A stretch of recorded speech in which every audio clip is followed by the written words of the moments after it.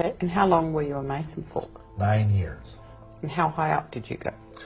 Well, I went through the typical Blue Lodge degrees, went through York Rite all the way up to the Knights Templar Commandery, went through the Scottish Rite all the way up to 32nd degree, and at that time, then I was considered worthy to get into what is called esoteric Freemasonry, which most American Masons don't even know exists. And in that organization, I was admitted into the Rite of Memphis Mitzrayim, and I went up to a 90th degree, which a lot of Masons, if they even hear that, they will, their false teeth will fall on their heads. But there are actually at least 97 degrees in the higher level esoteric rite. Right. Were you surprised when you found that there were more than 33 degrees? No, not really.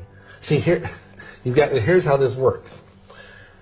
When I went through the Masonic rituals, I had the spirit guides in my ear whispering things, telling me to do things, telling me to answer certain things in certain ways.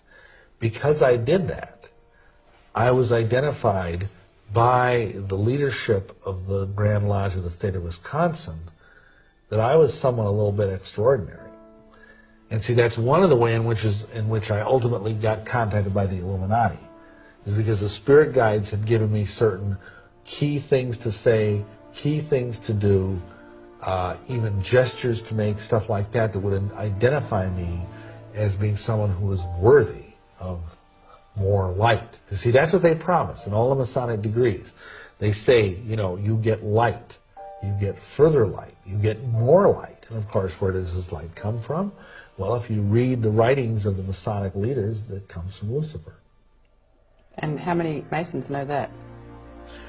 Maybe 1 in 1,000, but most of them don't have a clue unless they bother to toddle upstairs and read the books that are in their own Masonic libraries, like I did. How many Master Masons know that there are Satanists among them?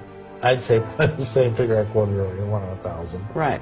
Since Catholics are strictly forbidden to be Masons, why were you being asked to do two opposite things? What people don't realize is that the Catholic Church helped start the Masons. And that, for example, the Scottish Rite, most of the degrees in the Scottish Rite were written by Jesuits. So even though there is this apparent antipathy between the Masons and the Catholics, to the point that up until John Paul II's reign, if you became a Mason, you were Roman Catholic, you were de facto excommunicated, just like that.